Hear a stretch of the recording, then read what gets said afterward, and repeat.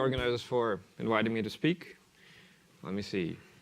I'll probably stand a little bit to the side so I can see the slides. Yeah, so I'll talk about sort of our efforts to do kind of integration, and mostly in the context of comparative studies that I imagine a lot of people are pursuing, and kind of clinical comparisons. So like control versus, let's say, disease cases. And we're focusing on the single-cell transcriptomic data. In general, this is actually single-cell cytosol data, but just kind of to illustrate I think the power of these single-cell approaches to look into complex tissues and trace different sort of parts of it, different subpopulations, maybe in dynamics or in static context. And so now these techniques are more mature, and a lot of folks are using them for different purposes. And there's kind of like two main classes, I think, that can be easily separated. There's this ongoing, very active tissue mapping efforts at CZI and beyond. Human Cell Atlas is a big collection. HubMap is sort of the NIH effort to get into this kind of mapping initiative, and as well as BRAIN. And that's great. I mean, they're very active and scaling up. So the other type of efforts are essentially comparative, and a lot of it happens in the context of disease. And so HTAN, I think that NIH has started is looking at a human tumor atlas sort of thing. A lifetime project that is starting up in Europe that would also longitudinally look at the impact of disease on these tissues. So using some of the same kind of single-cell, let's say, resolution techniques, but to start to look for the types of perturbations that you see in disease, for instance. And when looking at this type of data, I think initially, at least, at first people are trying to figure out the targets, to analyze, to pursue, to study in further detail. And a target, the very simple case, can be a cell type, subpopulation, let's say, that's most affected by the disease, and maybe mediating some of the phenotypes. And obviously, since you have deep molecular data on this, you can then go in and try to figure out what specific pathways were perturbed in these cells, and then try to intervene somehow, for instance. Yeah, so that's a general logic. And so within this context, I'll show you an example of a study we've been pursuing and the types of tools we had to develop for it, and then kind of discuss where this all leads. And for us, there's still a lot of work to do. So yeah, so in these types of comparative studies, you basically have more complex designs. And particularly in disease, you would have, obviously, usually healthy controls, so some sort of controls. So you have multiple patient cohorts. Quite often you want to look at multiple tissues, and if you're looking at kind of longitudinal sampling or maybe effective treatment, then you also have multiple time points there as well. So the example is our study that we're still putting together on the impact of prostate origin metastasis on the bone marrow. So just to give you kind of overview of design, so we have multiple patients. We're able to get material from spinal decompression surgeries. And so during the surgery, we can extract actually a sample of a solid tumor. So this is little t-SNE plots for multiple individuals that we had. But from same individuals, we could get a liquid aspirate of a bone marrow as well at the site of the metastasis. So you get another set of samples that are actually paired between individuals. We can get liquid aspirate of bone marrow at the distal vertebrate site that is supposedly not to be affected by the metastasis, and we could get bone marrow from controls. In our case, controls are actually individuals who have undergoing hip replacement surgery, so they still have inflammation, but it's not cancerous. We could get blood over time, obviously, and you could potentially look at other tissues as well. So it ends up being kind of this very large collection. And in general, I think the initial questions that we ask, well, what are the compositional changes linked to the presence of the disease? And what is the impact of the disease on the state of individual cell types? So let's say a particular T cell subtype. For the effect of treatment, it's also kind of a comparative study. It might have a temporal aspect to it, so it might get a little bit more complicated. But in general, for effective treatment, you need more samples. We're not there yet.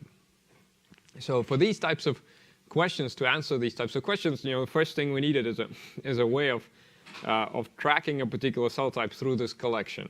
And now, collection can be quite heterogeneous, particularly if you're looking at sort of severe disease cases. It can lead to distortions of tissue composition, appearance of new cell types, the disappearance of others. And so there's no guarantee that the same cell type will be actually present in all the samples. And then so we wanted to have a kind of a way of tracking a cell type consistently through these potentially heterogeneous collections. And if you simply put together these different samples from different individuals, from different tissues, and so on, they tend to kind of roughly separate by patient. So there's a lot of inter-individual variation, sometimes by technical batch. And so what we want is some kind of a more aligned or mixed version like this. And so that's what we've set out to do initially. And so the approach we've developed, called Conos, is based on these kind of error-prone pairwise alignments. So we start by looking at a pair of samples and then using some kind of rotation that puts them in approximately informative axis. So it's basically a reduction to either consensus principal component analysis or some generalized SVD and so forth. We've recently added CCA as well that Syrah has been using. That's quite useful, I think, for particularly distant alignments like evolutionary alignments and so on. In any case, you could even use, for the most part, we use very simple reductions. We actually use principal component analysis to get the eigenvectors of individual cell types and then individual samples, and then project them both to a joint space. And then we established some kind of a mapping, initial putative mapping between them. We started using these nearest neighbors, and then when John Marioni's group has published their mutual nearest neighbor, we switched to that. So it gives you a putative mapping, let's say, between these red cell types.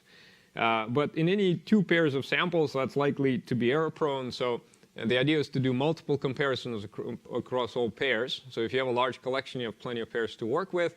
And in essence, if this red subpopulation represented a recurrent subpopulation within the collection, it would continuously tend to reflect on itself, forming kind of a clique in this large graph that we can recognize easily using a variety of algorithms, essentially community detection algorithms. So in the end, what we have is this essentially very large graph connecting all the cells. It's a weighted graph collecting all the cells in the collection. We do keep actually some low-weight local edges as sort of a weak prior for the cluster seen in only one sample.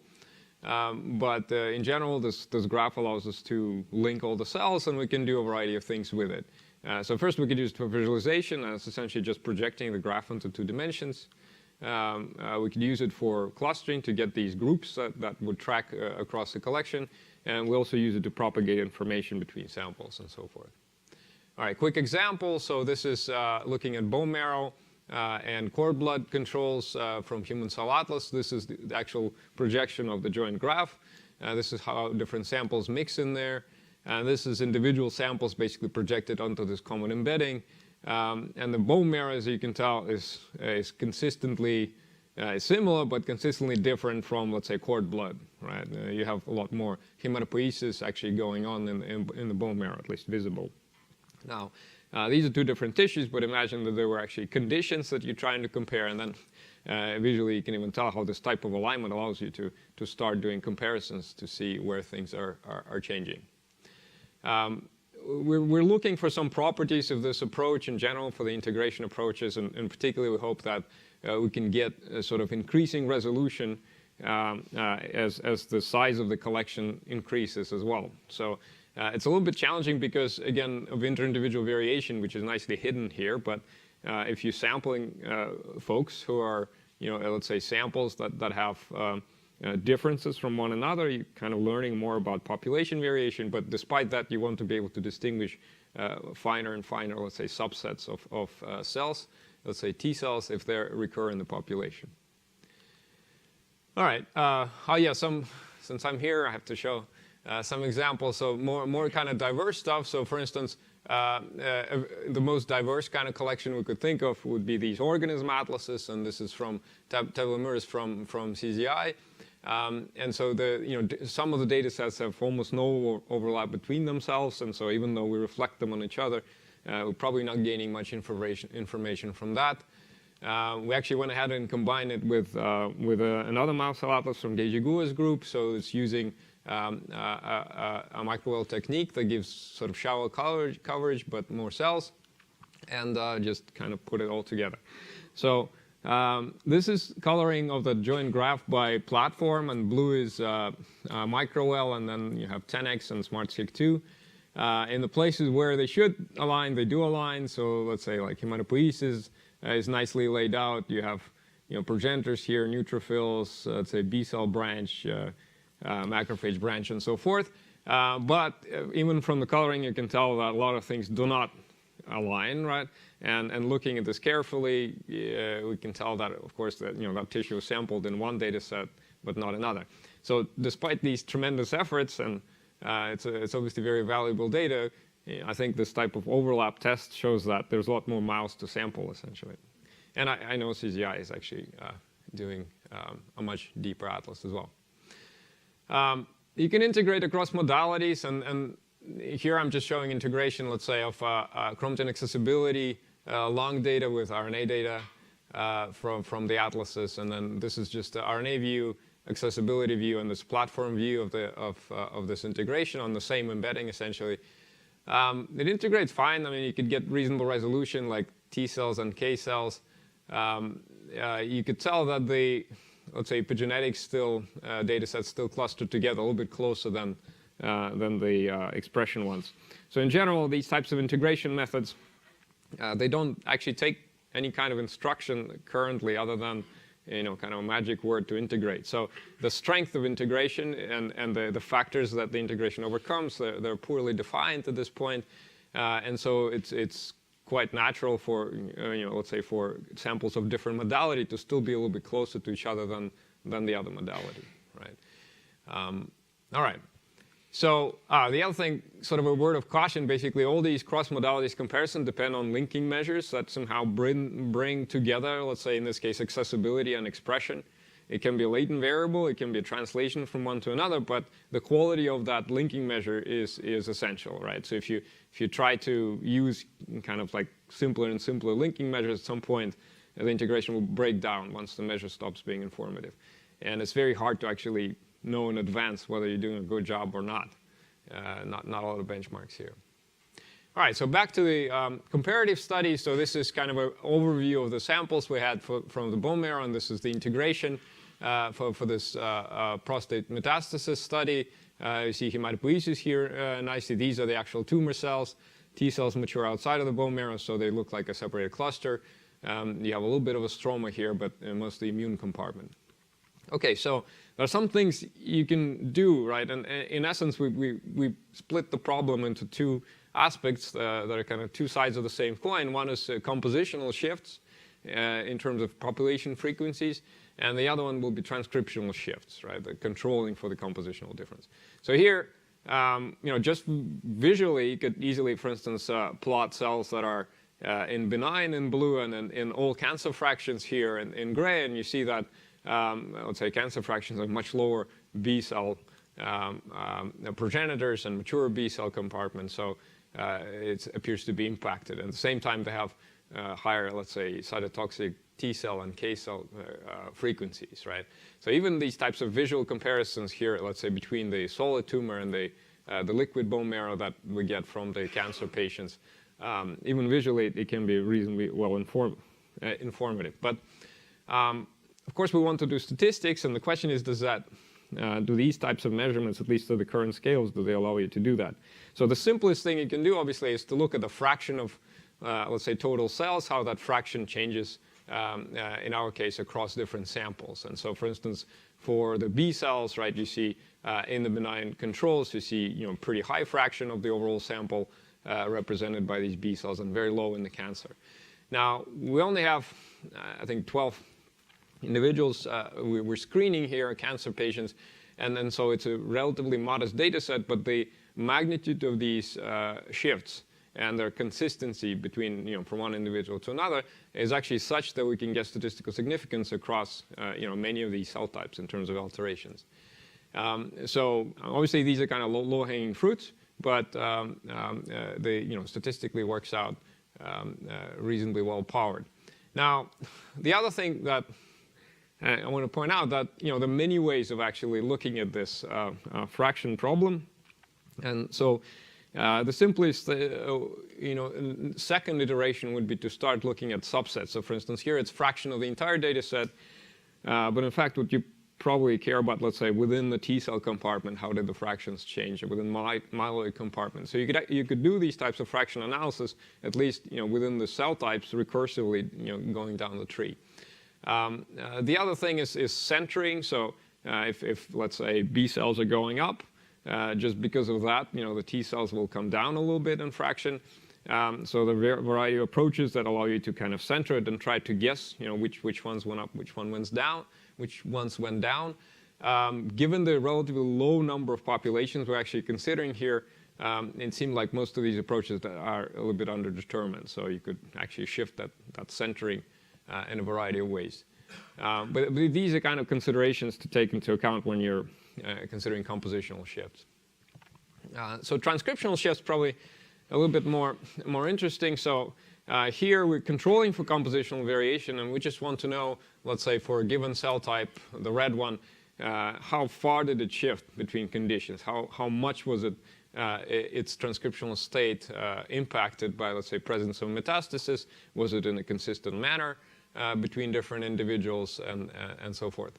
So we'll start with kind of an overview. We can do these types of, let's say, expression distance calculations for every cell type between a pair of conditions, and then we can add them up, weighting by the size of the populations in general. So then we get kind of an expression distance between samples that controls essentially for the compositional differences. And this is another t-SNE plot, except every point here is a sample, right? And we're just looking how they group together. So the benign controls, they group together very nicely. They're much more similar to each other than the cancer individuals. The other thing you see is that these same color kind of points, these liquid bone marrow, for instance, samples from the same individual. So they tend to group together. And then this is essentially inter-individual variation. So we could look at this more quantitatively. So this is expression difference between different individuals for different types of samples. So in the benign controls, so even though these individuals have inflammation, still overall they seem to be quite close to each other in terms of expression states of the cells within them. And as we go sort of move slowly towards the site of the actual metastasis, the variation increases. Interestingly enough, we see this in other diseases as well, that you have a substantial increase in the amount of state variability as you move towards disease states. You could also ask, which cells are most affected. So here we're just comparing tumor versus liquid bone marrow, and simply every point is a kind of a pair comparison that we've done. In this case, we can control for an individual variation because we have multiple fractions from the same individual. So every point is a sample from a given individual. And here we simply rank cell types to see where the impact is greatest. Again, you could do statistics on this. So like some changes are significant, but many of them will not be. You could, in this case, we're doing it on a granularity of these subpopulations, which we can interpret. This is kind of the level of, let's say, clustering at which we decided to work. You could do this regionally by basically looking at neighborhoods. In this case, also looking at tumor versus non-involved, trying to screen where the biggest impact occurs in terms of transcriptional shift. And that's somewhere around macrophages. Just quick dive into these subpopulations for this particular study. So we have, let's say, this macrophage compartment that seems to have several monocyte subpopulations, and these what we will call tumor-associated macrophages, tumor-inflammatory monocytes. So the strong macrophage signature for this type and monocyte for this one. This is kind of their quick characterization. The macrophages appear to be sort of M2 type, and the monocytes show very strong inflammatory signatures. That's why we call them that way. But in just generic analysis, we tend to look at these types of, I don't know how well they show up, essentially density distributions to see how cells shift around, at least within this monocyte population. You can see that there's a huge kind of shift in the tumor population where these two TIM and TAM populations dominate, but also between, let's say, within liquid bone marrow, you have a shift from this kind of more resting monocytes into activated population here in the middle. The T cell compartment, again, we could dive in, get a more detailed clustering there, and again start looking at these types of shifts. Essentially, there's a shift between the cytotoxic populations here with higher abundance of this CTL2, which we think is an exhausted cytotoxic population. In general, for that exhausted population, we see a nice kind of relationship between the exhaustion and cytotoxicity. So as exhaustion, and every point is an individual here. So as exhaustion increases, the cytotoxicity decreases. And we can actually compare cross populations. In this case, we could look, for instance, at relationship between abundance of these tumor-associated macrophages and the exhaustion of the T cell compartment in individuals, right? And again, you probably want more individuals, but even with this fairly small collection, we can get reasonable results here.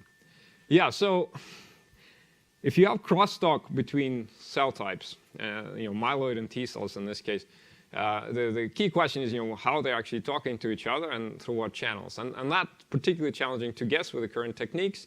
You could look at the expression, of, let's say, cytokines, ligands, receptors, and that's essentially kind of what we started doing. You could do ligand receptor matching, which is pretty popular. For some signals, the picture looks very simple. For other signals, it will look more complicated or even more complicated. The end result that if you just look at the sort of numbers of potential channels, through which myeloid cells, different myeloid populations could talk to different T cell populations, it's very high. This is like a very relaxed estimate of the number of channels where you just have expression of a ligand, expression of a receptor, which is greater than 0. You could obviously make it more stringent, let's say 1% of cells, 10% of cells. But in any case, if you have, let's say, between TIM and CTL1, you have 57 channels, and between TAM and CTL1, you have 60 channels. It's very hard to argue that somehow one is preferentially talking to T cells rather than the other. So I think the overrepresentation approach hasn't been very informative. Differential context can help, and particularly correlation can help. So in this case, across individuals, we can look for correlation between, let's say, ligand and the receptor, which biologically doesn't have to happen, but there are cases like that that are pretty clear. And then finally, you could look at downstream responses as a way of guessing whether the crosstalk happens. So if, let's say, amount of ligand goes up, the downstream response in the T cell population goes up. This one is pretty challenging because you need to have a pretty good model about the downstream effect. So it's hard to screen dozens of channels that way. So that might be a potential approach. So for now, we're basically prioritizing these channels based on correlation, based on abundance change, and so forth. And then, with a good sort of consideration of literature and our capabilities, like what mice we have, try to pick the targets to go after. So it's still a manual process at this point. All right, so quick summary. Basically, these types of comparative analysis require to align first the cells, in your collection, so you can compare apples with apples. And there are a variety of methods for doing this now, including the one we've developed. And then in terms of analysis, it seems like the initial view can be broken down easily into this kind of compositional variation, and then for just transcriptional state difference that can be analyzed using these different types of diagnostic plots. In this case, we seem to catch crosstalk between immune cells, and then trying to figure out some ways of prioritizing particular channels that might be informative or might be involved in this type of, let's say, sustained, in this case, failed immune response. Yeah. And overall, in this particular disease, we see very widespread effects. Most of the populations are affected in state and numbers, so it's a pretty systemic view. Finally, I wanted to thank all my collaborators, the PIs on this bone marrow metastasis effort, as well as folks in the lab who have been helping to develop all these tools. Thank you very much. Thank you, Peter. We have time for maybe 2 quick questions. I was wondering, you mentioned trying to harmonize like attack-seq data and RNA-seq data, and you talked about this linking measure, which was critical.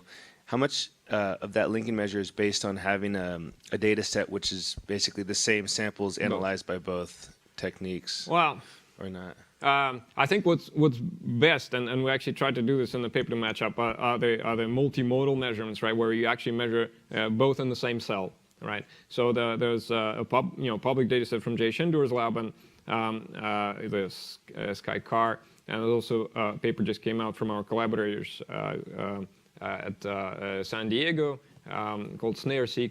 And these allow you to basically have a barcode mapping, right? So you don't have to guess. and you can align them, forgetting about the barcode, and then check how well you actually align things. The evaluation is, I think this is like the only benchmark in this whole field that I actually believe, to be honest.